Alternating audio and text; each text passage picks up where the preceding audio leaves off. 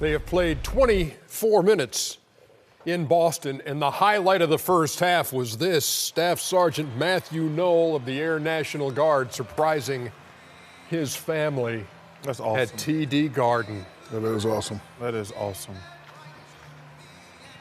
Look at Mom. Just awesome.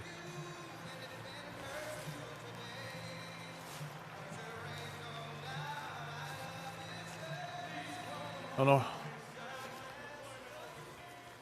And on that note, we welcome you to the American Express Halftime Report. Ernie Johnson, Shaquille O'Neal, Kenny the Jet Smith, Charles Barkley in a 54-46 game. Boston with the lead over Detroit. Our American Express teammates got a Boston angle to it, led by Isaiah Thomas, who's got 13 points in the first half. Jay Crowder with 10, and Marcus Smart has got 9, 5 assists along with those 13 points.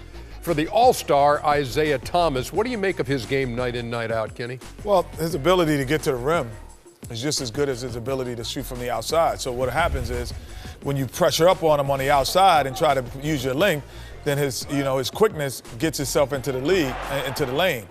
These are passes that he's making, but his ability is to do this: score on bigs inside of the paint. He gets there, he finishes. Now you got to back off him. He shoots the long-range jump shot. So he uses his size to an advantage. Best little man you played with, Charles? Oh, that's a great question. Well, Kevin Johnson was great. He's not little, really, is he? Elliott, Perry. Sox was a great. Oh, yeah, Sox. The best, I've always said, the best player I played against was Kevin McHale. The best player I ever played with was Andrew Toney. I don't think Kevin Johnson. You thought Andrew Toney was better than Dr. J? He was. I got Dr. J at the end of his career, and Andrew Toney was unstoppable. Don't forget that. He was better than Moses Malone? They were both at the end of their career when I got him. I'm just asking a question. It's not an unreasonable ask because those two guys are in the Hall of Fame.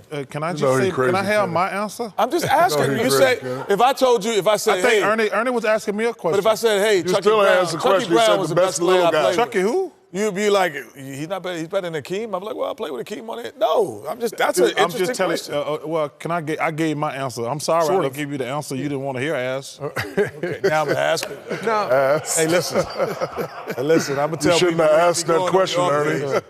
Hey, listen. Hey, when we talk about Detroit and we talk about Andre, where does Andre Drummond rank on the Shaq scale of big men? I don't know about his ranking, but, he's definitely up there. I like him and I respect him because he's an old school big man, Ernie. A lot of big guys these days shooting threes, but, right here, this play right here is called horns. I remember this play. You come off the big, and he does what a big guy's supposed to do. Duck in, ask for the ball, get it, take your time, go to your move, jump hook right there. And, we all know he can play defense. He's always around the rim blocking, and, he can run the floor. And, Kenny, he has that handle for a big man. He has that handle for a big man. And this is all you want your big man to do. You want your big man to score, block shots, and rebound. Right here, you get your rebound. You don't want to kick it out to the guards. Take your time, boom, boom, bam, jump hook with the left hand. Old school big man. I like his game. And I do agree with Chuck. This definitely is his team. 12 points in the first half, only pissed into double figures. Detroit going to make the playoffs, Chuck? Sticking you with some questions here, man. Well, I don't want Kenny to disagree with me, so just answer the question. I never disagree with you. You said Andrew Toney was the best player you played with. You played with Dr. J and Moses. They were at the end guys who were in the Hall of Fame. They were great in their day. I called them at the end of their career. You've said that twice. Hey, Detroit going to make the playoffs, Chuck? Who's ahead of them? Charlotte's 8.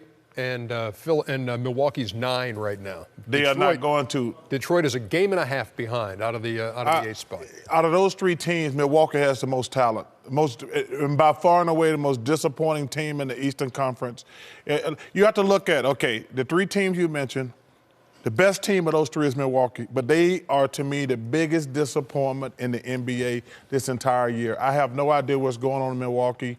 They should be a lot better. So Detroit's not going to make the playoffs? They're not going to. And if somebody might have said the Bulls, you're talking, the Bulls are not going to make the playoffs. What if they have? Then maybe Detroit gets in there. No, they're going. No, those teams chasing the bottom feeders. That's the day you kissed an ass. Remember on Listen Up.